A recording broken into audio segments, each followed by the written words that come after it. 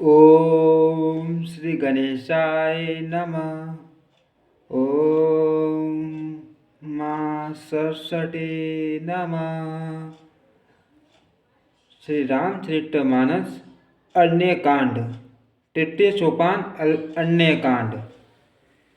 धर्म भूमि वृक्ष के मूल विवेक रूपी समुद्र को आनंद देने वाले पुण्य संड वैराग्य रूपी कमल के विकसित करने वाले सूर्य पाप रूपी घोर अंधकार को निश्चय ही मिटाने वाले तीनों तापों को हरने वाले मोह रूपी बादलों के समूह को छीन भिन्न करने की विधि क्रिया में आकाश से उत्पन्न पवन स्वरूप ब्रह्मा जी के वंश आत्मज तथा कलंक नाशक महाराज श्री रामचंद्र जी के प्रिय श्री शंकर जी की मैं वंदना करता हूँ, जिनका शरीर जलयुक्त मेघों के समान सुंदर श्याम वन एवं आनंद घन है, जो सुंदर बल कल का पीठ वस्त्र धारण किए हैं, जिनके हाथों में बाण और धनुष है, कमर उत्तम तरकस से बाहर से सुशोभित हैं, कमल के समान विशाल नेत्र हैं और मस्तक पर जटाजूट धारण किए हैं। उन अत्यंत शोभायमान श्री सीता जी और श्री लक्ष्मण जी सहित मार्ग में चलते हुए आनंद देने वाले श्री रामचंद्र जी को मैं बसता हूँ।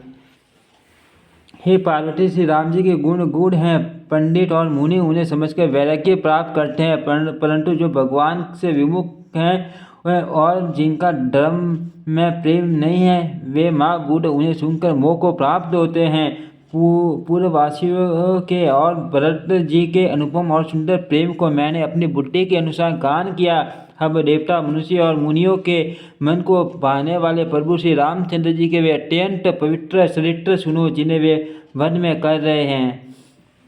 एक बार सुंदर फूल चुनकर श्री राम जी ने अपने हाथों से भांति भांति के गहने बनाए और सुंदर स्फटिक शिला पर बैठे हुए प्रभु ने आदर के साथ वे गहने श्री सीता जी को पहनाए। देवराज इंद्र का मूर्ख पुत्र जयंत कोये का रूप धरकर श्री रघुनाथ जी का बल देखना चाहता है, जैसे मान मंद बुद्धि चींटी समुद्र का ठा पाना चाहती हो। वह मूढ़ मंद बुद्धि कारण से भगवान के बल की परीक्षा करने के लिए बना हुआ कौवा सीता जी के चरणों में चोंच मारकर भागा। जब रक्त बह चला तब श्री रघुनाथ जी ने जाना और धनुष पर चीख सरकंडे का बाण संतान किया। श्री रघुनाथ जी जो अत्यंत ही कृपालु हैं और जिनका दिनों पर सदा प्रेम रहता है, उनसे भी उस अवगुणों के घर मूर्ख जयंत ने आकर छल किया। मंत्र से प्रेरित होकर वह ब्रह्मांड दौड़ा। कौवा भयभीत होकर भाग चला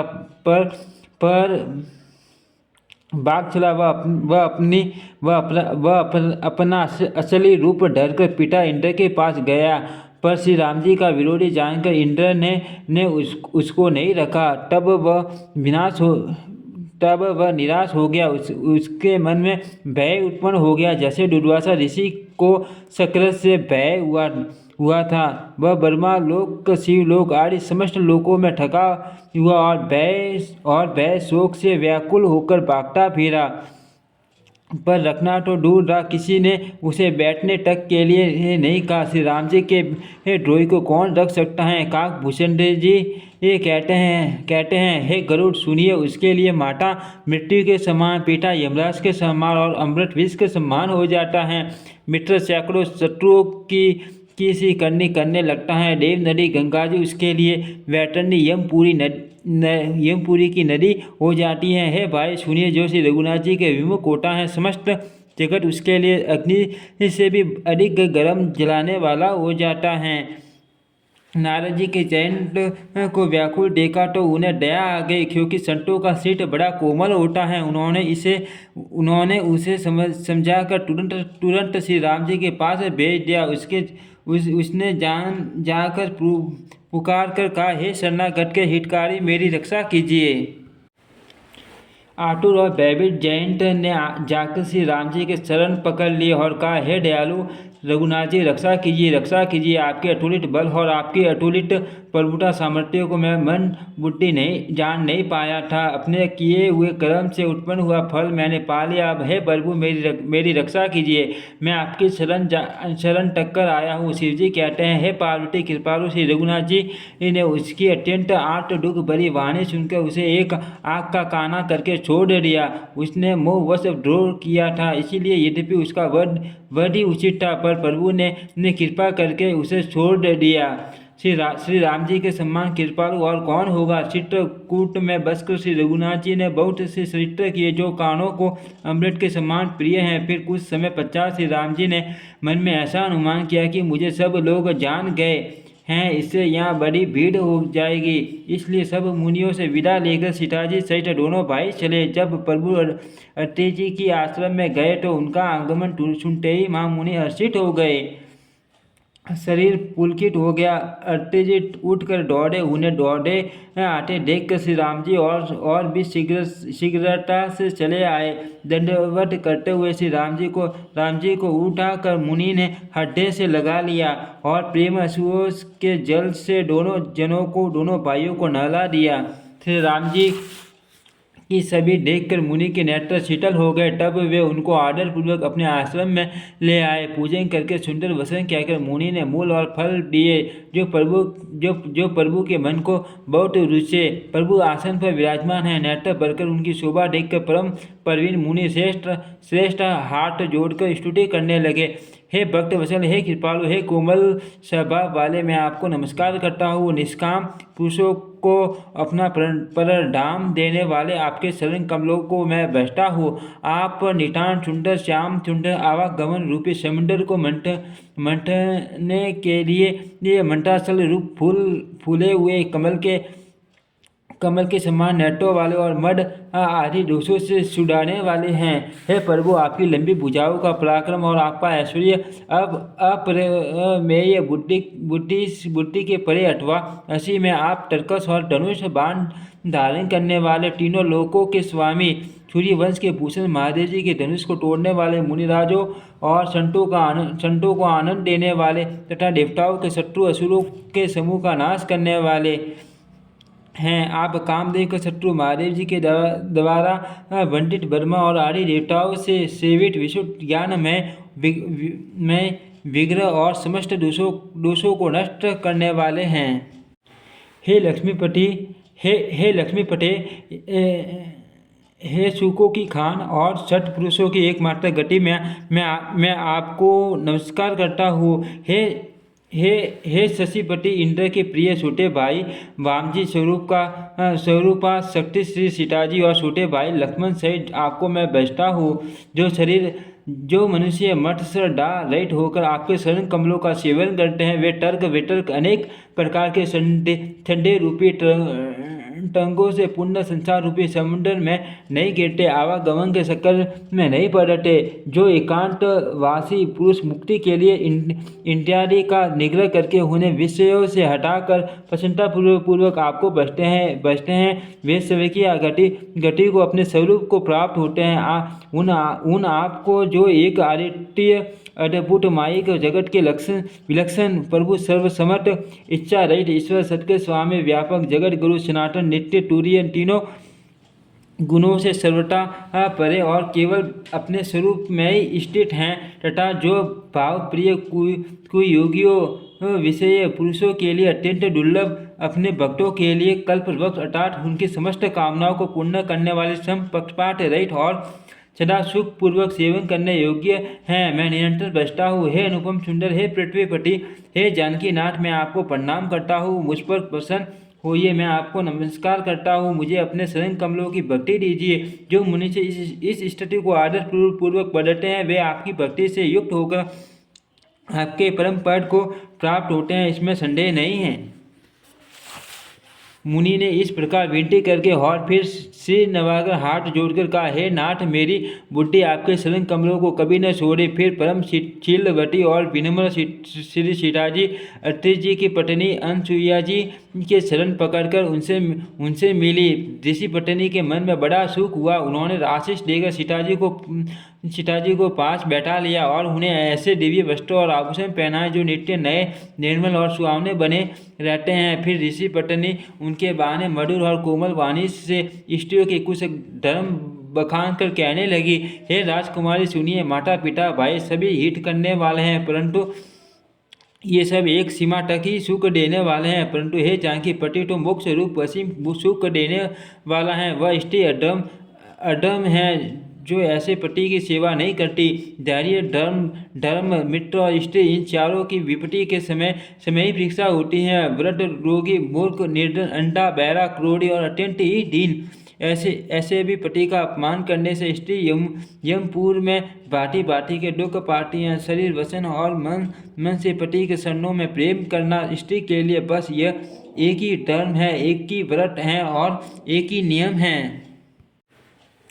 जगत में 4 प्रकार की पतिव्रताएं हैं। वेद, पुराण और संत सब ऐसा कहते हैं कि उत्तम श्रेणी की पतिव्रता के मन में ऐसा भाव बसा रहता है कि जगत में मेरे पति को छोड़कर दूसरा पुरुष सपन में भी नहीं है। मध्यम श्रेणी की पतिव्रता प्राय पति को कैसे देखती हैं, जैसे वह अपना सगा भाई, पिता या पुत्र हो, अर्थात सम्मान अवस्था वाले को वह भाई के रूप में देखती हैं, बड़े को पिता के रूप में और छोटे को पुत्र के रूप में देखती हैं। जो धर्म को विचार कर अपने कुल की मर्यादा समझकर बची हुई रहती हैं, वह निष्कट निम्न श्रेणी की स्त्री हैं, ऐसा वेद कहते हैं।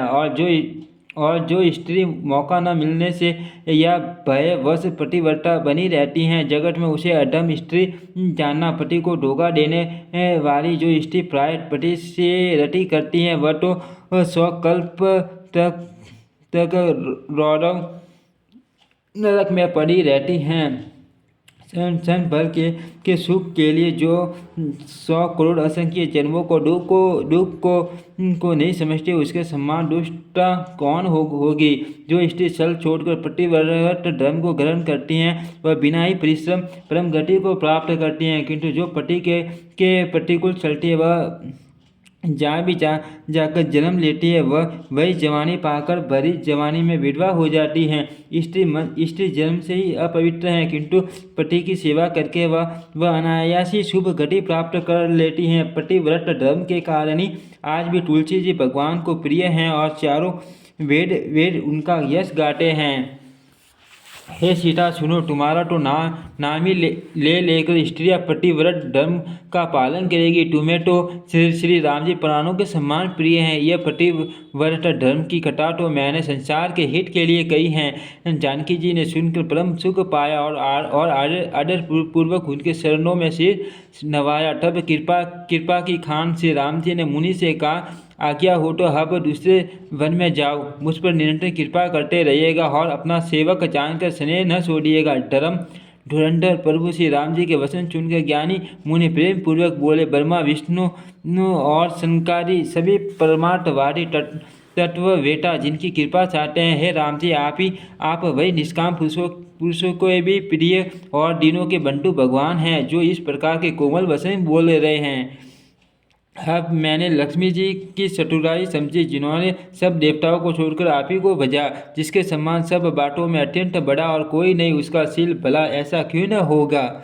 मैं किस प्रकार कहूँगी, हे स्वामी आप हब जाइए, हे नाथ आप अंतर्यामी हैं, आप ही कहिए। ऐसा कहकर धीर मुनि प्रभु को देखने लगे। मुनि के नेत्रों से प्रेम आंसुओं का जल बह रहा है और शरीर पुलकित हैं। मुनि अत्यंत प्रेम से पूर्ण हैं, उनका शरीर पुलकित है और नेत्रों को श्री राम जी के मुख कमल में लगाए हुए हैं। मन में विचार कर रहे हैं कि मैंने ऐसे कौन से जप तप किए थे जिसके कारण मन, ज्ञान, गुण और इंद्रियों से परे प्रभु के दर्शन पाए। जब योग और धर्म समूह से मनुष्य अनुपम भक्ति को पाता है। श्री रघुवीर के पवित्र चरित्र को तुलसीदास रात दिन गाता है। श्री रामचंद्र जी का सुंदर यश कलयुग के पापों का नाश करने वाला, मन को दमन करने वाला और सुख का मूल है। जो लोग इसे आदरपूर्वक सुनते हैं, उन पर श्री राम जी प्रसन्न रहते हैं। ये कठिन कलिकाल पापों का खजाना है। इसमें न धर्म है, न ज्ञान और न योग तथा जप ही हैं। इसमें तो जो लोग सब भरोसों को छोड़कर श्री राम जी को ही बचते हैं, वे ही चतुर हैं। मुनि के शरण कमलों में सिर नवाकर देवता मनुष्य और मुनियों के स्वामी श्री राम जी वन को चले। आगे श्री राम जी हैं और उनके पीछे छोटे भाई लक्ष्मण जी हैं। दोनों ही मुनियों का सुंदर वेश बनाए अत्यंत सुशोभित हैं। दोनों के बीच में श्री जानकी जी कैसे कैसे सुशोभित हैं, जैसे ब्रह्मा और जीव के बीच माया हो। नदी, वन, पर्वत और दुर्गम घाटियाँ सभी अपने स्वामी को पहचान कर सुंदर रास्ता दे देते हैं। जहाँ देव श्री रघुनाथ जी जाते हैं, वहाँ बादल आकाश में छाया करते जाते हैं। रास्ते में जाते हुए विराट राक्षस मिला। सामने आते ही श्री रघुनाथ जी ने उसे मार डाला। श्री राम जी के हाथ से मरते ही उसने तुरंत सुंदर दिव्य रूप प्राप्त कर लिया। दुखी देखकर प्रभु ने उसे अपने परम धाम को भेज दिया। फिर वे सुंदर छोटे भाई लक्ष्मण जी और सीता जी के साथ वहां आए, जहां मुनि शरभंगी थे। श्री रामचंद्र जी का मुख कमल देखकर मुनि श्रेष्ठ नेत्र रूपी भौरे अत्यंत आदरपूर्वक उसका मकरंद पान कर रहे हैं। शरभंगी का जन्म धन्य है। मुनि ने कहा, हे कृपालु रघुवीर, हे शंकर जी के मन रूपी मान सरोवर के राजहंस, सुनिए, मैं ब्रह्मालोक को जा रहा था। इतने मैं कानों से सुना कि राम जी वन में आवेंगे। तब से मैं दिन रात आपकी राह देखता रहा। अब आज प्रभु को देखकर मेरी छाती शीतल हो गई। हे नाथ, मैं सब साधनों से हीन हूँ। आपने अपना दीन सेवक जानकर मुझ पर कृपा की है। हे देव, ये कुछ मुझ पर आपका एहसान नहीं है। हे भक्त मन चोर, ऐसा करके आपने अपने प्राण की रक्षा की है। अब इस दिन के कल्याण के लिए तब तक यहाँ ठहरिए जब तक मैं शरीर छोड़कर आपसे आपके धाम में न मिलूं। योग यज्ञ, जप, तप, जो कुछ भी व्रत आदि भी मुनि ने किया था, सब प्रभु को समर्पण करके बदले में भक्ति का वरदान ले लिया। इस प्रकार दुर्लभ भक्ति प्राप्त करके फिर सीता रस कर मुनि शरभंगी हृदय से हम सब आसक्ति छोड़कर उस पर जा बैठे। हे नीले मेघ के समान श्याम शरीर वाले सगुण रूप श्री राम जी, सीता जी और छोटे भाई लक्ष्मण जी सहित प्रभु, आप निरंतर मेरे हृदय में निवास कीजिए। ऐसा कहकर शरभंगी ने योगा अग्नि से अपने शरीर को जला डाला और श्री राम जी की कृपा से वे वैकुंठ को चले गए। मुनि भगवान में लीन इसलिए नहीं हुए कि उन्होंने पहले ही भेद भक्ति का वर ले लिया था। ऋषि समूह मुनि से शरभंगी की यह दुर्लभ घटी देखकर अपने हृदय में विशेष रूप से सुखी हुए। समस्त मुनि वंत श्री राम जी की स्तुति कर रहे हैं और कह रहे हैं कि शरणागत हितकारी करुणा के मूल प्रभु की जय हो। फिर श्री रघुनाथ जी आगे वन में चले। श्रेष्ठ मुनियों के बहुत से समूह उनके साथ हो लिए। हड्डियों का ढेर देखकर श्री रघुनाथ जी को बड़ी दया आई। उन्होंने मुनियों से पूछा। मुनियों ने कहा, हे स्वामी, आप सर्वदर्शी, सर्व की और अंतर्यामी हैं, सबके हृदय की जानने वाले हैं। जानते हुए भी अनजान की तरह हमसे कैसे पूछ रहे हैं? राक्षसों के दलों ने सब मुनियों को खा डाला। ये सब उनकी हड्डियों का ढेर हैं। यह सुनते ही श्री रघुवीर के नेत्रों में जल छा गया। उनकी आंखों में करुणा के आंसू भर आए। श्री राम जी ने भुजा उठाकर प्रण किया कि मैं पृथ्वी को राक्षसों से रहित कर दूंगा। फिर समस्त मुनियों के आश्रम में जाकर उनको दर्शन एवं संभाषण का सुख दिया। मुनि अगस्त्य जी के एक सुतीक्ष्ण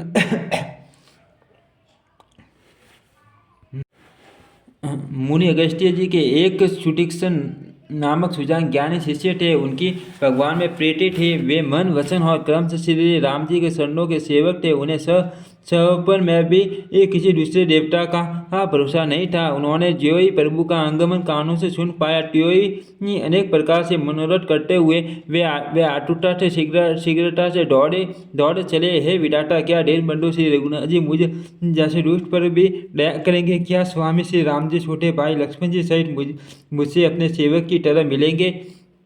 मेरे हृदय में दृढ़ विश्वास नहीं होता, क्योंकि मेरे मन में भक्ति, वैराग्य या ज्ञान कुछ भी नहीं है। मैंने न तो सत्संग, योग, जप अथवा यज्ञ किए हैं और न प्रभु के चरण कमलों में मेरा ढूंढ अनुरागी है। हाँ, दया के भंडार प्रभु की एक बाण है कि जिसे किसी दूसरे का सहारा नहीं, वह उन्हें प्रिय होता है। भगवान की इस बाण का स्मरण आते ही मुनि आनंद मगन होकर मन ही मन कहने लगे, हाँ, भव बंधन से छुड़ाने वाले प्रभु के मुकार विंद को देखकर आज मेरे नेत्र सफल होंगे। शिव जी कहते हैं, हे भवानी ज्ञानी मुनि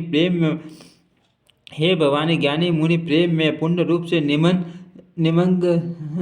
निमग्न हैं, उनकी वह दशा कही नहीं जाती।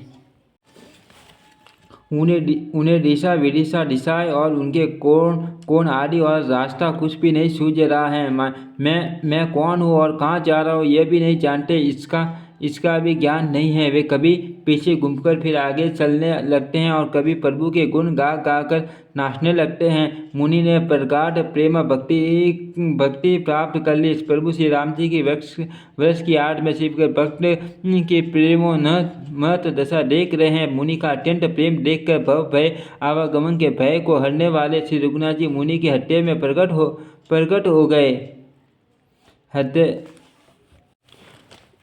उन्हें दिशा विदिशा दिशाएं और उनके कोण आदि और रास्ता कुछ भी नहीं सूझ रहा है। मैं कौन हूँ और कहाँ जा रहा हूँ ये भी नहीं जानते, इसका भी ज्ञान नहीं है। वे कभी पीछे घूमकर फिर आगे चलने लगते हैं और कभी प्रभु के गुण गा कर नाचने लगते हैं। मुनि ने प्रागढ़ प्रेम भक्ति प्राप्त कर ली है। प्रभु श्री राम जी वृक्ष की आड़ में छिपकर भक्त की प्रेमोन्मत्त दशा देख रहे हैं। मुनि का अत्यंत प्रेम देखकर भव भय आवागमन के भय को हरने वाले श्री रघुनाथ जी मुनि के हृदय में प्रकट हो गए।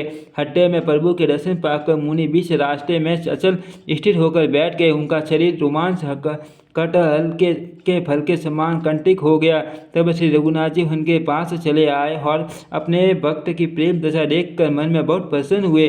श्री राम जी ने मुनि को बहुत प्रकार से जगाया, पर मुनि नहीं जागे, क्योंकि उन्हें प्रभु के ध्यान का सुख प्राप्त हो रहा था। तब श्री राम जी ने अपने राज्य रूप को छिपा लिया और उनके हृदय में अपना चतुर्भुज रूप प्रकट किया। तब अपने इष्ट स्वरूप के अंतर्धान होते ही मुनि कैसे व्याकुल होकर उठे, जैसे श्रेष्ठ मणिधर सर्प मणि के बिना व्याकुल हो जाता है।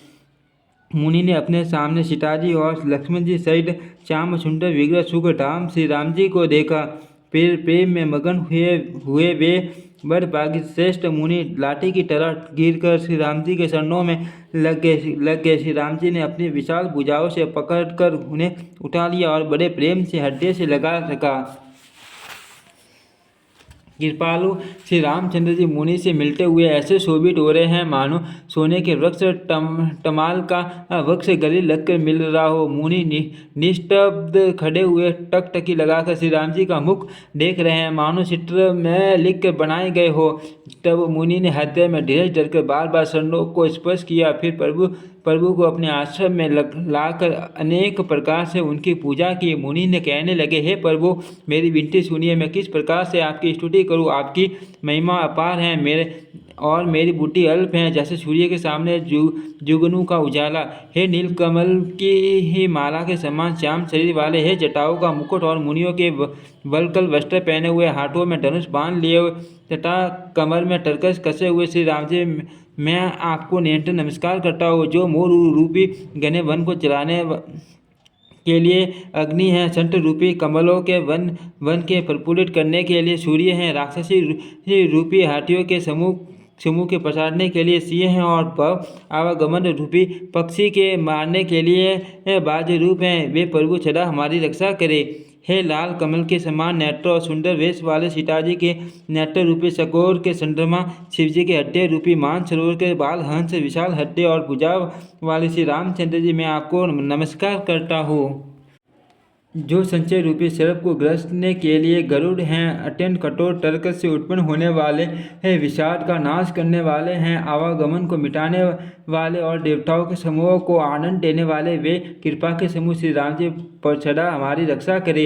हे निर्गुण सगुण विषम और समरूप, हे ज्ञान वाणी और इंद्रियों से अतीत, हे अनुपम निर्मल संपूर्ण दोष से रहित अनंत एवं पृथ्वी का भार उठाने वाले श्री रामचंद्र जी, मैं आपको नमस्कार करता हूँ। जो भक्त के लिए कल्प वृक्ष के बगीचे हैं, क्रोध लोभ मद और काम को डराने वाले अत्यंत ही चतुर और संसार रूपी समुद्र से तैरने के लिए सेतु रूप हैं, वे सूर्य कुल की ध्वजा श्री रामचंद्र सदा मेरी रक्षा करे। जिनका भुजाओं का प्रताप अतुल्य है, जो बालक के धाम है, जिनका नाम कलयुग के बड़े भारी पापों का नाश करने वाले हैं, जो धर्म कवच रक्षक हैं और जिनके गुण समूह आनंद देने वाले हैं, वे श्री राम जी निरंतर मेरा कल्याण का विस्तार करे।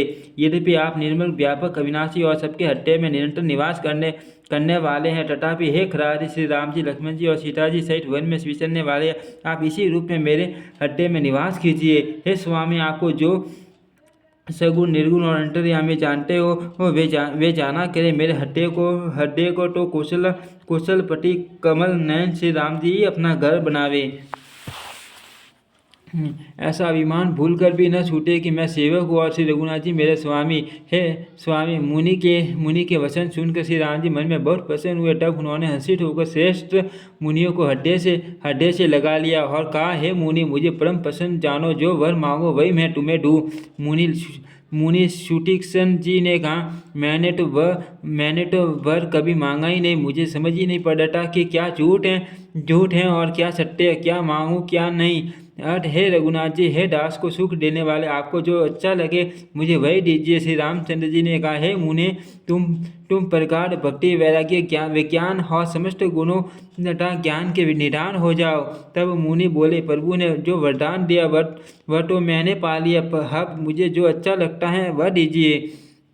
हे प्रभु, हे श्री राम जी, छोटे भाई लक्ष्मण जी और सीता जी सहित धनुष बाणधारी आप निष्काम स्थिर होकर मेरे हृदय रूपी आकाश में चंद्रमा की भांति सदा निवास कीजिए। एवं मस्तु ऐसा ही हो। ऐसा उच्चारण कर लक्ष्मी निवास श्री रामचंद्र जी हर्षित होकर अगस्त्य ऋषि के पास चले। तब सुतीक्ष्ण जी बोले, हे गुरु, अगस्त्य जी का दर्शन पाए और इस आश्रम में आए मुझे बहुत दिन हो गए।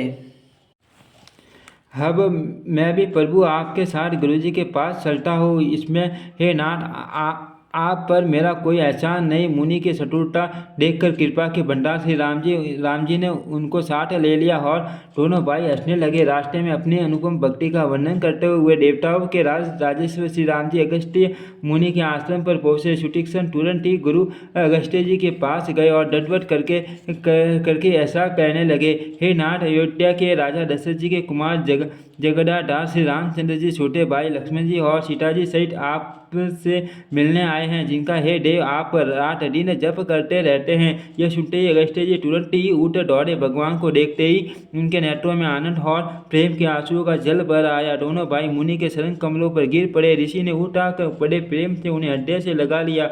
ज्ञानी मुनि ने आदर पूर्वक कुशल पूछकर उनको लाकर श्रेष्ठ आसन पर बैठाया। फिर बहुत प्रकार से प्रभु की पूजा करके कहा, मेरे समान भाग्यवान आज दूसरा कोई नहीं है। वहाँ जहाँ तक जितने भी अन्य मुनिगण थे सभी आनंद कंठ श्री राम जी के दर्शन करके हर्षित हो गए। मुनियों के समूह में श्री रामचंद्र जी सबकी ओर सम्मुख होकर बैठे हैं, अर्थात प्रत्येक मुनि को श्री राम जी अपने ही सामने मुख करके बैठे दिखाई देते हैं और सब मुनि टकटकी लगाए उनके मुख को देख रहे हैं। ऐसा जान पड़ता है मानो सकरों का समुदाय शरद पूर्णिमा की चंद्रमा की ओर देख रहा हो। तब श्री राम जी ने मुनि से कहा, हे प्रभु, आपसे तो कुछ छिपाव है ही नहीं। मैं जिस कारण से आया हूँ वह आप जानते ही हैं। इसी से हे तात, मैंने आपसे समझाकर कुछ नहीं कहा। हे प्रभु, अब आप मुझे वही मंत्र सलाह दीजिए जिस प्रकार मैं मुनियों के द्रोही राक्षसों को मारूं। प्रभु की वाणी सुनकर मुनि मुस्कुराए और बोले, हे नाथ, आपने क्या समझकर मुझसे यह प्रश्न किया। हे पापों का नाश करने वाले, मैं तो आप ही के भजन के प्रभाव से आपकी कुछ थोड़ी सी महिमा जानता हूँ। आपकी माया गुलर के विशाल वृक्ष के समान है। अनेकों ब्रह्मांडों के समूह ही जिसके फल हैं। चर और अचर जीव गुलर के फल के भीतर रहने वाले छोटे जंतुओं के समान उन ब्रह्मांड रूपी फलों के भीतर बसते हैं और वे अपने उस छोटे से जगत के सिवा दूसरा कुछ नहीं जानते। उन फलों का भक्षण करने वाला कठिन है और कराल काल है, वह काल भी सदा आपसे भयभीत रहता है। उन्हीं ने आपने समस्त लोकपालों के स्वामी होकर भी मुझसे मनुष्य की तरह प्रश्न किया है। हे कृपा के ठाकुर, मैं तो यह वर मांगता हूँ कि आप श्री सीता जी और छोटे भाई लक्ष्मण जी सहित मेरे हृदय में सदा निवास कीजिए। मुझे प्रकार भक्ति वैराग्य सत्संग और आपके शरण कमलों में अटूट प्रेम प्राप्त हो। यद्यपि आप अखंड और अनंत ब्रह्मा हैं जो अनुभव से ही जानने में आते हैं और जिनका छठ जन भजन करते हैं। यद्यपि मैं आपके ऐसे रूप को जानता हूँ और उसका वर्णन भी करता हूँ, तो भी लौट लौट कर मैं सगुण ब्रह्मा में आपके सुंदर स्वरूप में ही प्रेम मांगता हूँ। आप सेवकों को सदा ही बधाई दिया करते हैं। इसी से हे रघुनाथ जी, आपने मुझसे पूछा है। हे प्रभु, एक परम मनोहर और पवित्र स्थान है, उसका नाम पंचवटी है। हे प्रभु, आप दंडवन वनों को जहाँ पंचवटी है पवित्र कीजिए और श्रेष्ठ मुनि गौतम जी के कठोर साप को हर लीजिए। हे रघुकुल के स्वामी, आप सब मुनियों पर दया करके वही निवास कीजिए। मुनि की आज्ञा पाकर श्री रामचंद्र जी वहाँ से चल दिए और शीघ्र ही पंचवटी निकट पहुँचे। वहाँ गरज राज जटायु से भेंट हुई।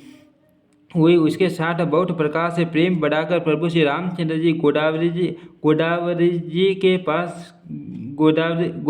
जी के समीप पनकुटी जाकर रहने लगे।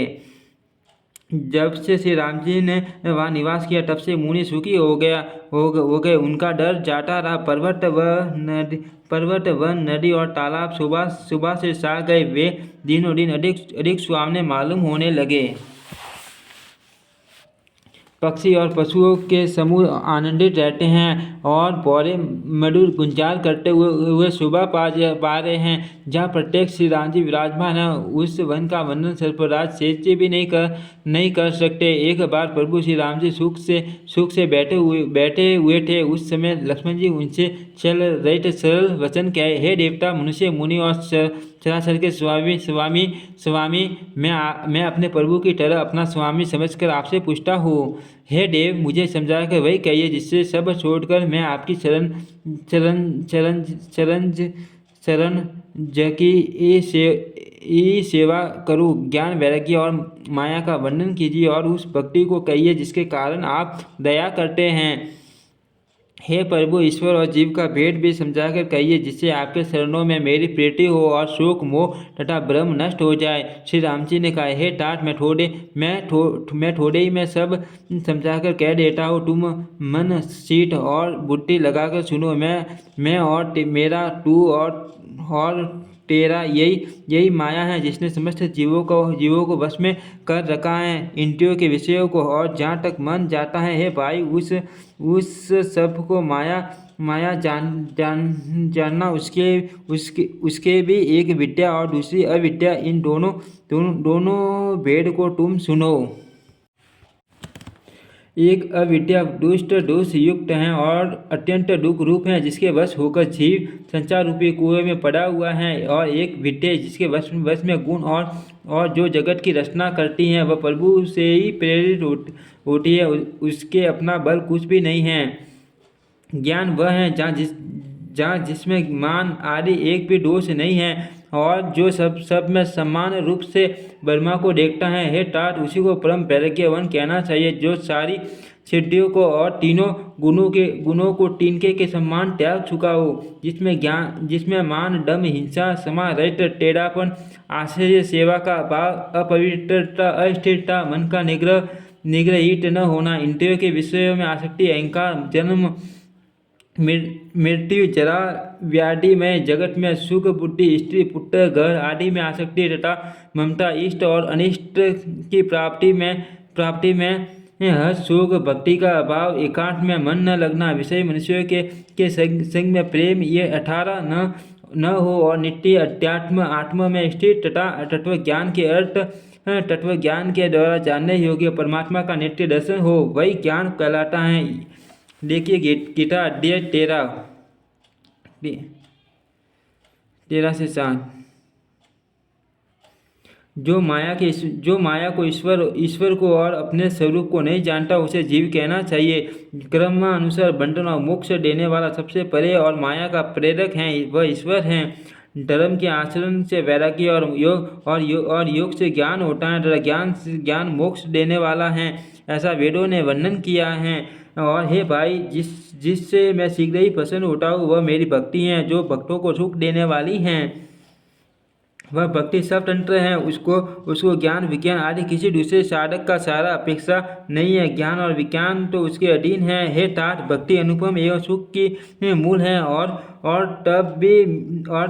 वह तभी मिलती है जब संत अनुकूल प्रसन्न होते हैं। अब मैं भक्ति के साधन विस्तार से कहता हूँ। ये सुगम मार्ग है जिससे जीव मुझको सहज जी पाए जाते हैं। पहले तो ब्राह्मणों के शरणों में अत्यंत प्रीति और वेद की रीति के अनुसार अपने अपने वर्णाश्रम के कर्मों में लगा रहे। इसका फल फिर विषयों से वैराग्य होगा। तब वैराग्य होने पर मेरा धर्म भागवत धर्म में प्रेम उत्पन्न होगा। तब श्रवण आदि 9 प्रकार की भक्तियाँ ढूंढ होगी और मन में मेरी लीलाओं के प्रति अत्यंत प्रेम होगा। जिसका संतों के शरण कमलों में अत्यंत प्रेम हो, मन वसन और क्रम से भजन का ढूंढ नियम हो, और जो मुझको ही गुरु पिता माता भाई पति और देवता सब कुछ जाने और सेवा में ढूंढ हो। मेरा गुण गाते समय जिसका शरीर पुलकित हो जाए, वाणी गढ़ हो जाए और नेत्रों में प्रेम आंसुओं का जल बहने लगे और काम मद और दंभ आदि जिसमें न हो, हे भाई, मैं सदा उसके वश में रहता हूँ।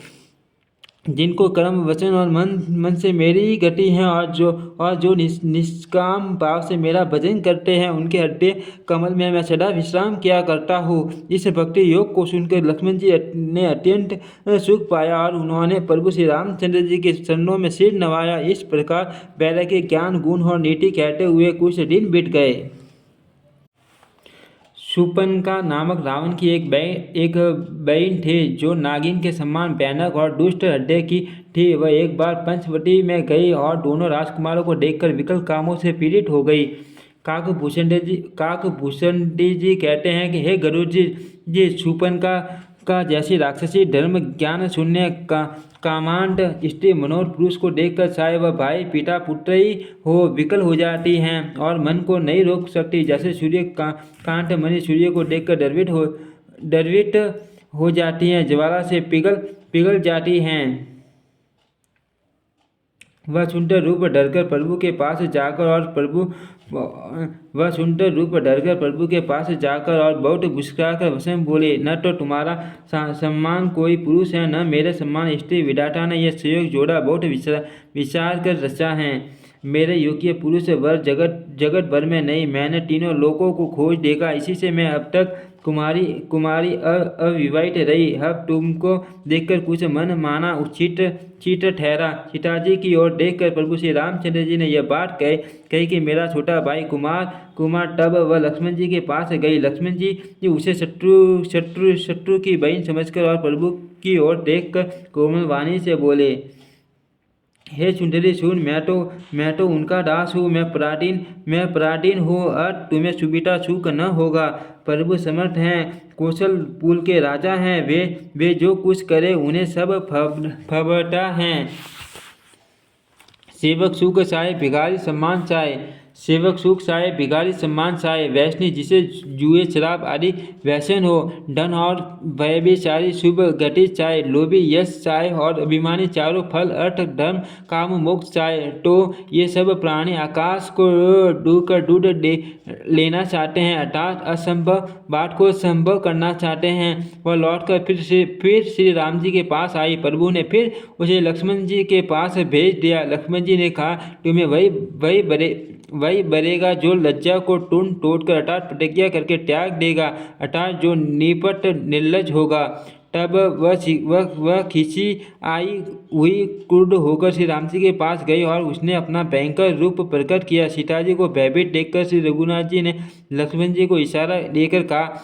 लक्ष्मण जी ने बड़ी फुर्ती से उसको बिना नाक कान की कर दिया, मानो उसके हाथ रावण को चुनौती दी हो। बिना नाक कान के वह विकराल हो गई। उसके शरीर से रक्त इस प्रकार बहने लगा मानो काले पर्वत से गेरू की धारा बह रही हो। वह विलाप करती हुई खरदूषण के पास गई और बोली, हे भाई, तुम्हारे पौरुष वीरता को धिक्कार है, तुम्हारे बल को धिक्कार है। उन्होंने पूछा।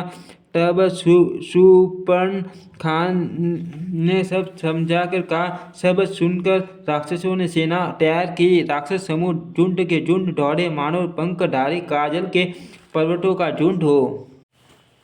वे अनेकों प्रकार की सवारियों पर चढ़े हुए तथा अनेकों प्रकार आकार सूरतों के हैं, व्यापार हैं और अनेकों प्रकार के असंख्य भयानक हथियार धारण किए हुए हैं। उन्होंने नाक कान कटी हुई अमंगल रूपिणी सर्पन खा को आगे कर लिया। अनगिनत भयंकर अशकुन हो रहे हैं, परंतु मृत्यु के वश होने के कारण वे सब के सब उनको कुछ गिनते ही नहीं। गरजते हैं, ललकारते हैं और आकाश में उड़ते हैं। सेना देखकर योद्धा लोग बहुत ही हर्षित होते हैं। कोई कहता है, दोनों भाइयों को जीता पकड़ लो, पकड़कर मार डालो और स्त्री को छीन लो। आकाश मंडल धूल से भर गया।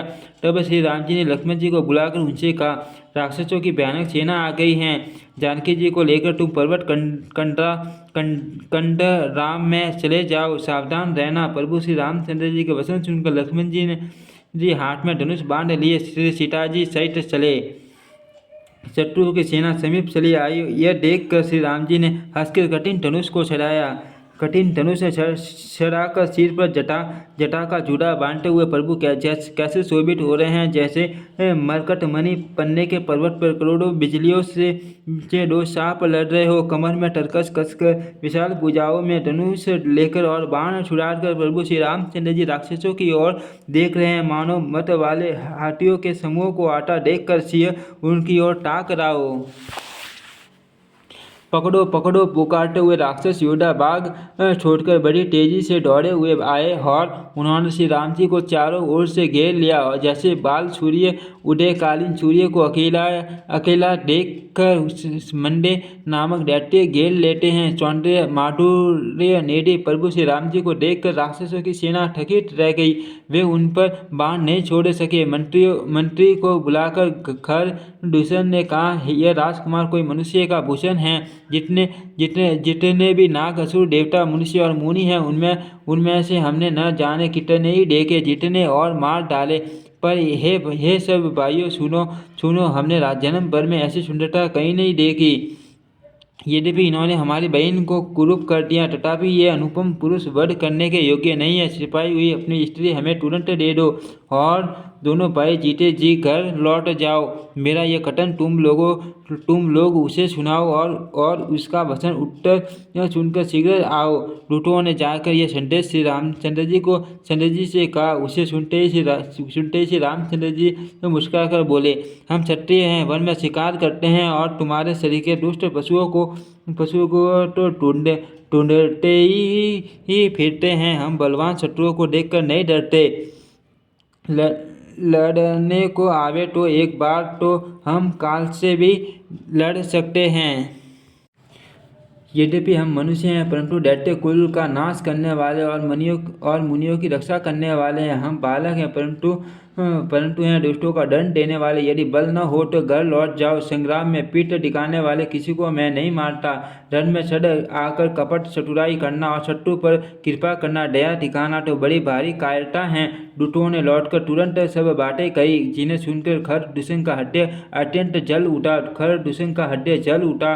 तब उन्होंने कहा, पकड़ लो, कैद कर लो। ये सुनकर पहले राक्षस योद्धा बाण धनुष तोमर शक्ति सांग चूल बसी कृपाण कटार परिग और पश्चा धारण किए हुए दौड़ पड़े। प्रभु श्री राम जी ने अपने पहले धनुष का बड़ा कठोर घोर और भयानक टंकार किया, जिसे सुनकर राक्षस बहरे और व्याकुल हो गए। उस समय उन्हें कुछ भी होश न रहा।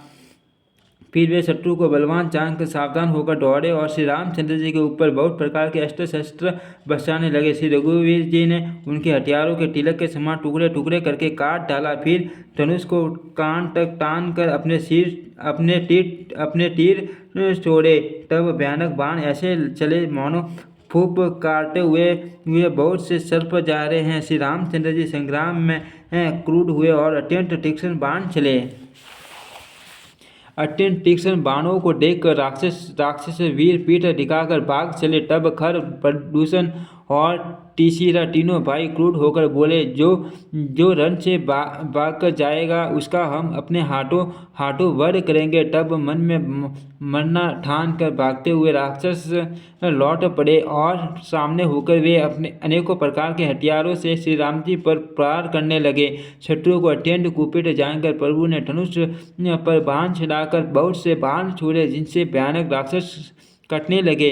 उनके साथ ही सिर, भुजा, हाथ और पैर जहाँ तहाँ पृथ्वी पर गिरने लगे। बाण लगते ही वे हाथी की तरह चिंगारते हैं, उनके पाद के समान धड़ कट कर गिर रहे हैं। योद्धाओं के शरीर काट कर सैकड़ों टुकड़े हो जाते हैं। वे फिर माया करके उठ खड़े होते हैं। आकाश में बहुत सी भुजाएं और सिर उड़ रहे हैं तथा बिना सिर के दौड़ रहे हैं। चिल या क्रॉस, कौवे आदि पक्षी और सियार कठोर और भयंकर कट कर शब्द कर रहे हैं। सियार कटाते हैं। भूत, प्रेत और पिशाच खोपड़ियाँ बटोर रहे हैं अथवा कब्र भर रहे हैं। वीर बैताल खोपड़ियों पर टाल दे रहे हैं और योगिनियाँ नाच रही हैं। श्री रघुवीर के प्रचंड बाण योद्धाओं के वृक्ष, स्थल, भुजा और सिरों के टुकड़े टुकड़े कर डालते हैं। उनके डर जहाँ तहाँ गिर पड़ते हैं, फिर उठते हैं और लड़ते हैं और पकड़ो पकड़ो का भयंकर शब्द करते हैं। अटडियों के एक छोर को पकड़कर गिद्ध उड़ते हैं और उन्हीं का दूसरा छोर हाथ से पकड़कर पिशाच से दौड़ते हैं। ऐसा मालूम होता है मानो संग्राम रूपी नगर के निवासी बहुत से बालक पतंग उड़ा रहे हो। अनेकों योद्धा मारे और पछाड़े गए, बहुत से जिनकी हड्डियां विदीर्ण हो गए हैं पड़े करा रहे हैं। अपनी सेना को व्याकुल देखकर तीसरा और खर, दुष्यंत आदि योद्धा श्री राम जी की ओर मुड़े। अनगिनत राक्षस क्रोध करके बाण, शक्ति, तोमर, फरसा, शूल और कृपाण एक ही बार में श्री रघुवीर पर छोड़ने लगे। प्रभु ने पल भर में शत्रुओं के बाणों को काट कर ललकार कर उन पर अपने बाण छोड़े। सब राक्षस सेनापतियों के हड्डे में 10-10 बाण मारे।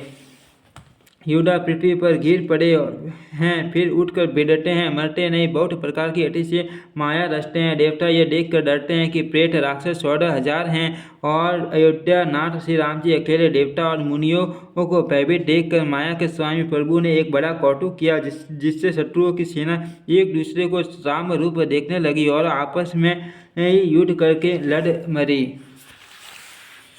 सब यही राम है, इसे मारो। इस प्रकार राम राम कहकर शरीर छोड़ देते हैं और निर्वाण मोक्ष पद पाते हैं। कृपा निदान श्री राम जी ने यह उपाय करके रसन भर में शत्रुओं को मार डाला। देवता हर्षित होकर फूल बरसाते हैं, आकाश में नगाड़े बज रहे हैं। फिर वे सब स्तुति करके अनेकों विमानों पर सुशोभित हुए चले गए।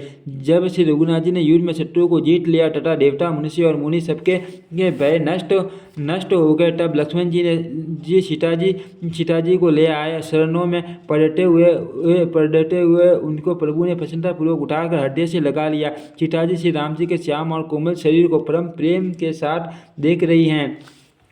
सीता जी श्री राम जी के श्याम और कोमल शरीर को परम प्रेम के साथ देख रही हैं, नेत्र गाटे नहीं। इस प्रकार पंचवटी में बसकर श्री रघुनाथ जी देवताओं और मुनियों को सुख देने वाले चरित्र करने लगे। खर, दुष्यंत का विध्वंस देखकर शूर्पणखा ने जानकर रावण को भड़काया। वह बड़ा क्रोध करके वचन बोली, तूने देश और खजाने की छुट्टी ही बुला दी है, शराब पी लेता है और दिन रात पड़ा सोता रहता है।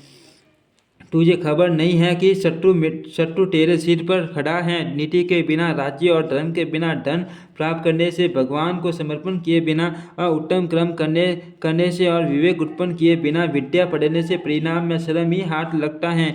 विषयों के संग से सन्यासी, बुरी सलाह से राजा, मान से ज्ञान और ज्ञान, मदिरा पान से लज्जा। नम्रता के बिना नम्रता न होने से प्रीति और मद, अहंकार से गुणवान शीघ्र ही नष्ट हो जाते हैं। इस प्रकार नीति मैंने सुनी है। शत्रु, रोग, अग्नि, पाप, स्वामी और सर्पों को छोटा करके ही नहीं समझना चाहिए। ऐसा कहकर शर्पणखा अनेक प्रकार से विलाप करके रोने लगी। रावण की सभा के बीच वह व्याकुल होकर पड़ी हुई बहुत प्रकार से रो रो कर कह रही हैं कि अरे 10 ग्रीव तेरे जीते जी मेरी क्या ऐसी दशा होनी चाहिए। शर्पणखा के वचन सुनते ही सभासद अकुला उठे। उन्होंने शूर्पणखा की बाह पकड़कर उसे उठाया और समझाया। लंकापति रावण ने कहा, अपनी बात तो बता, किसने तेरे नाक कान काट लिए। वह बोली, अयोध्या के राजा दशरथ के पुत्र जो पुरुषों में सिंह के समान हैं, वन में शिकार खेलने आए हैं। मुझे उनकी करनी ऐसी समझ पड़ी है कि वे पृथ्वी को राक्षसों से रहित कर देंगे, जिनकी भुजाओं का बल पाकर हे 10 मुख मुनि लोग वन में निर्भय होकर विचरने लगे हैं। वे देखने में तो बालक हैं, पर हैं काल के समान। वे परम धीर, श्रेष्ठ धनुर्धर और अनेकों गुणों से युक्त हैं। दोनों भाइयों का बल और प्रताप अतुल्य है। वे दुष्टों के वध करने में लगे हैं और देवता तथा मुनियों को सुख देने वाले हैं। वे सौभाग्य के धाम हैं, राम ऐसा उनका नाम है। उनके साथ एक तरुणी सुंदरी स्त्री हैं। विधाता ने उस स्त्री को ऐसी रूप की राशि बनाए हैं कि 100 करोड़ रति कामदेव की स्त्री उस पर निशावर है। उन्हीं के छोटे भाई मेरे नाक कान काट डाले हैं। मैं तेरी बहन हूँ, यह सुनकर वे मेरी हंसी करने लगे। मेरी पुकार सुनकर खरदूषण सहायता करने आए, पर उन्होंने क्षण भर में सारी सेना को मार डाला। खरदूषण और तीसीरा का वध सुनकर रावण के सारे अंग जल उठे।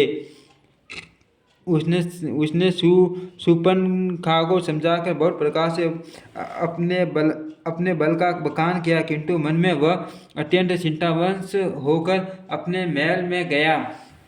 उसे रात भर नींद नहीं पड़ी। वह मन ही मन विचार करने लगा, देवता, मनुष्य, असुर, नाग और पक्षियों में कोई ऐसा नहीं जो मेरे सेवक को भी पा सके।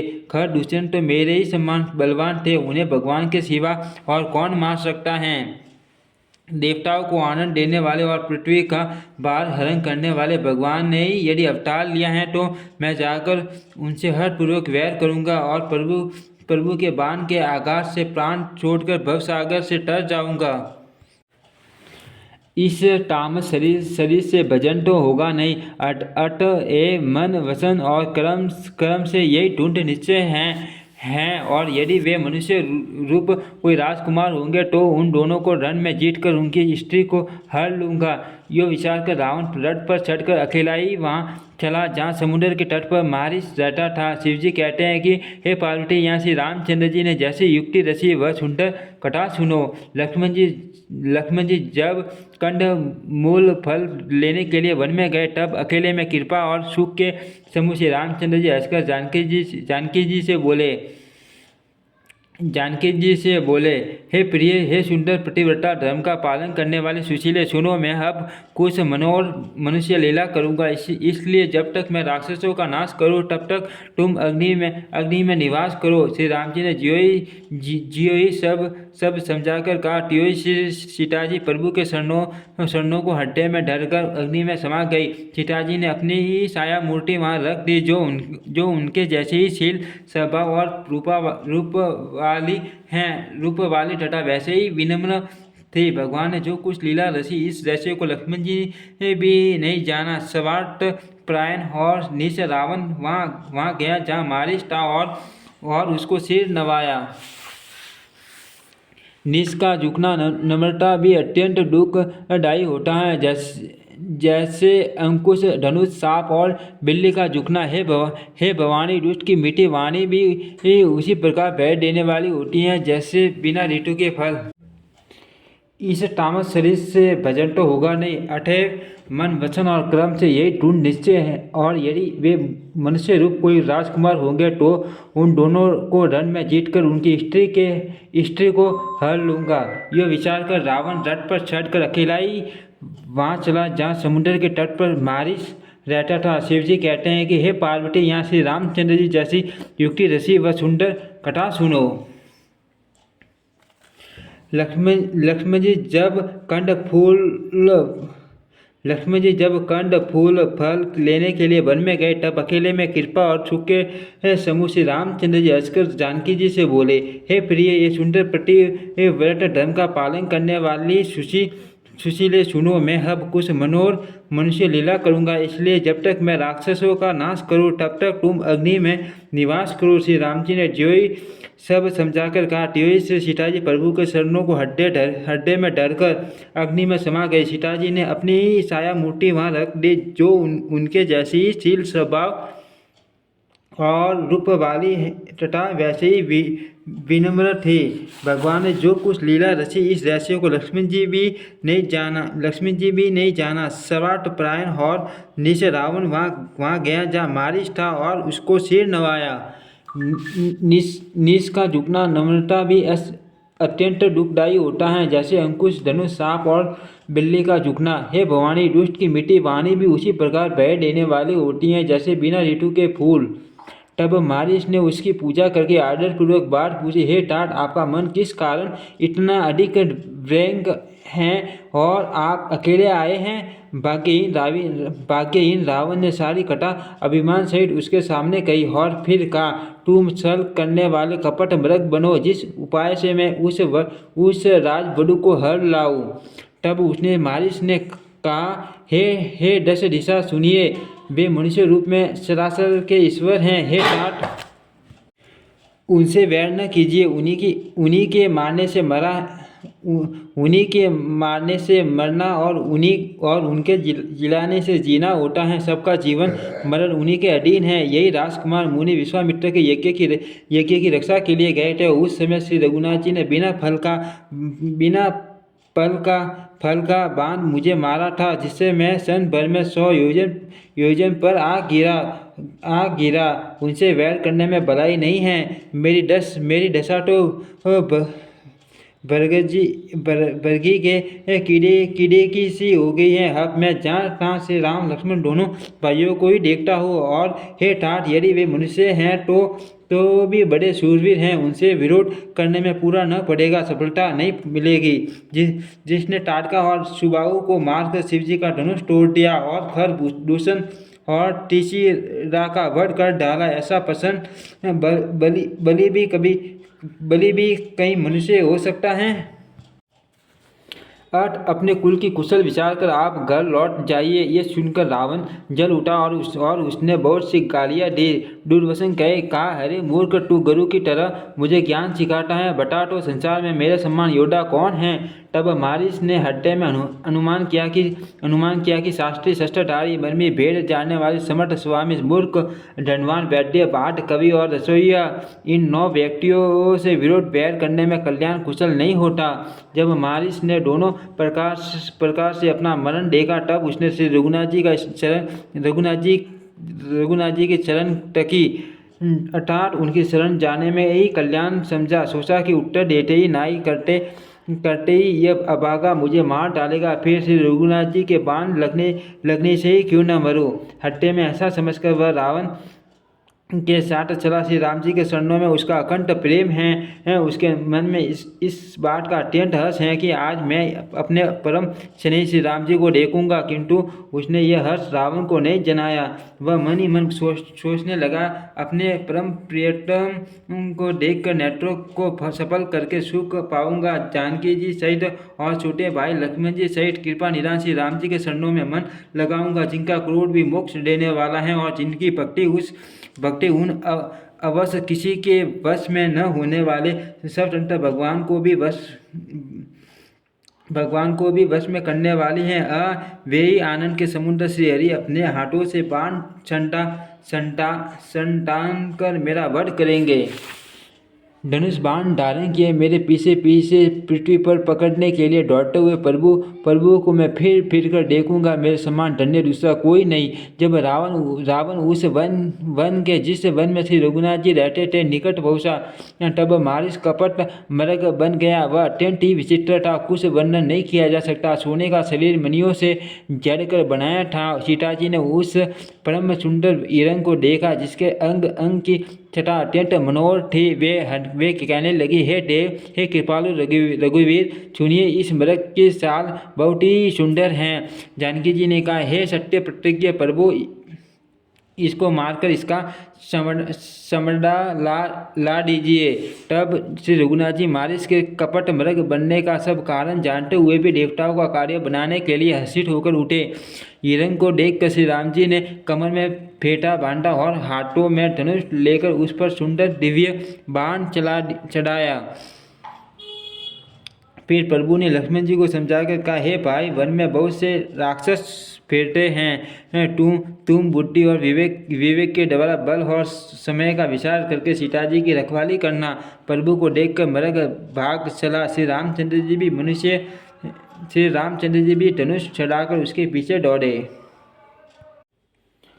वेद जी के विषय में नेति कहकर रह जाते हैं और शिव जी भी जिन्हें ध्यान में नहीं पाते, अर्थात जो मन और वाणी से नितांत परे हैं, वे श्री राम जी माया से बने हुए मृग के पीछे दौड़ रहे हैं। वे कभी निकट आ जाता है और फिर दूर भाग जाता है, कभी तो प्रकट हो जाता है और कभी छिप जाता है। इस प्रकार प्रकट होता और छिपता हुआ तथा बहुत तेज सल करता हुआ वह प्रभु को दूर ले गया। तब श्री रामचंद्र जी ने टक कर निशाना साधकर कठोर बाण मारा, जिसके लगते ही वह घोर शब्द करके पृथ्वी पर गिर पड़ा। पहले लक्ष्मण जी का नाम लेकर उसने पीछे मन में श्री राम जी का स्मरण किया। प्राण त्याग करते समय उसने अपनी राक्षसी शरीर प्रकट किया और प्रेम से श्री राम जी का स्मरण किया। सुजान सर्वज्ञ श्री राम जी ने उसके हृदय के प्रेम को पहचान कर उसे वह गति अपना परम पद दी, जो मुनियों को भी दुर्लभ है। देवता बहुत से फूल बरसा रहे हैं और प्रभु के गुणों की कटाई स्तुति गा रहे हैं कि श्री रघुनाथ जी ऐसे दीन बंधु हैं कि उन्होंने असुरों को भी अपना परम पद दे दिया। दुष्ट मारिस को मारकर श्री रघुवीर तुरंत लौट पड़े, हाथों में धनुष और कमर में तरकस शोभा दे रही हैं।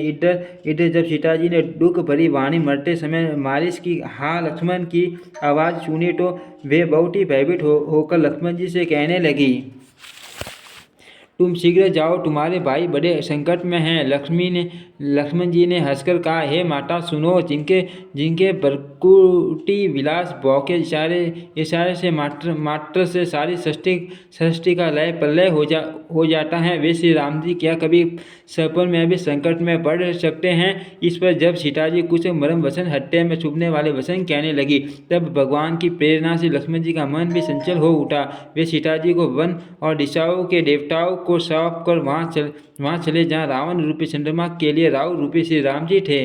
रावण चूना मौका देखकर यति सन्यासी के वेश में सीता जी के समीप आया, जिसके डर से देवता और दैत्य तक इतना डरते हैं कि रातों को नींद नहीं आती और दिन में भरपेट अन्न खाते हैं। वही इस सिर वाला रावण कुत्ते की तरह इधर उधर ताकता हुआ बड़ी आई चोरी के लिए चला। काकभूषण जी कहते हैं, हे गुरु जी, इस प्रकार कुमार्ग पर पैर रखते ही शरीर में तेज तथा बुद्धि एवं बल का लेश भी नहीं रह जाता। सुना पाकर कुत्ता चुपके से बर्तन भाड़ों में मुंह डालकर कुछ सूरा ले जाता है, उसे बड़ी आई कहते हैं। रावण ने अनेकों प्रकार की सुहावनी कटाई रस कर सीता जी को राजनीति, भय और प्रेम दिखलाया। सीता जी ने कहा, हे यति गोसाई, सुनो, तुमने तो दुष्ट की तरह वसन गए। तब रावण ने अपना असली रूप दिखलाया और जब नाम सुनाया तब तो सीता जी भयभीत हो गई। उन्होंने गहरा धीरज डरकर कहा, अरे दुष्ट, खड़ा तो रह, प्रभु आ गए। जैसे सिंह की स्त्री को तू से खरगोश चाहे, वैसे ही अरे राक्षस, तू मेरी छाह करके काल के हुआ है। ये वचन सुनते ही रावण को क्रोध आ गया, परंतु मन में उसने सीता जी के चरणों की वंदना करके सुख माना। फिर क्रोध में भरकर रावण ने सीता जी को रथ पर बैठा लिया और वह बड़ी उतावली के साथ आकाश मार्ग से चला, किंतु डर के मारे उससे रथ हाँका नहीं जाता था। सीता जी विलाप कर रही थी, हाथ जगत के अद्वितीय वीर श्री रघुनाथ जी आपने किस अपराध से मुझ पर दया भुला दी। हे दुखों के हरने वाले, हे शरणागतों को सुख देने वाले, हाँ रघुकुल रूपी कमल के सूर्य, हाँ लक्ष्मण तुम्हारा दोष नहीं, मैंने क्रोध किया उसका फल पाया। श्री जानकी जी बहुत प्रकार से विलाप कर रही हैं। हाय प्रभु की कृपा तो बहुत है, परंतु वे स्नेही प्रभु बहुत दूर रह गए। प्रभु को मेरी यह विपत्ति कौन सुनावे। यज्ञ के अन्न को गधा खाना चाहता है। सीता जी की भारी विलाप सुनकर जड़ चेतन सभी जीव दुखी हो गए।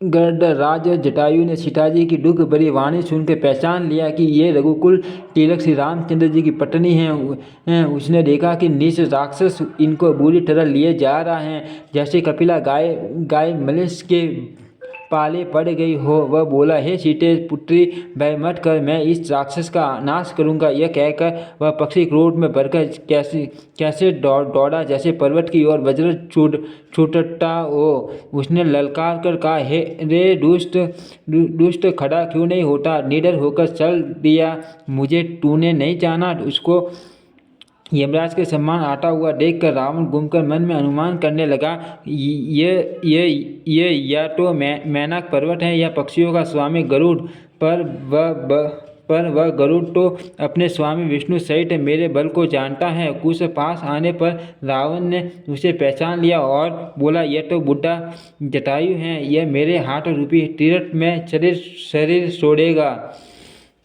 यह सुनते ही गिद्ध क्रोध में भरकर बड़े वेग से दौड़ा और बोला, रावण मेरी शिकावन सुन, जानकी जी को छोड़कर कुशलतापूर्वक अपने घर चला जा, नहीं तो हे बहुत भुजाओं वाले, ऐसा होगा कि श्री राम जी क्रोध रूपी अत्यंत भयानक अग्नि में तेरा सारा वंश पटिंगा होकर भस्म हो जाएगा। योद्धा रावण कुछ उत्तर नहीं देता, तब गिद्ध क्रोध करके दौड़ा।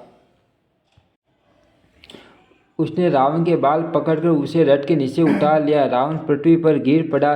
गिद्ध सीता जी को एक और बैठकर फिर लौटा और सोसों से मार कर रावण के शरीर को विदीर्ण कर डाला। इससे उसे एक घड़ी के लिए मूर्छा हो गई। तब खिसिया से हुए रावण ने क्रोध युक्त होकर अत्यंत भयानक कटार निकाली और उससे जटायु के पंख काट डाले। पक्षी जटायु श्री राम जी की अद्भुत लीला का स्मरण करके पृथ्वी पर गिर पड़ा। सीता जी को फिर रथ पर चढ़ाकर रावण बड़ी उतावली के साथ चला।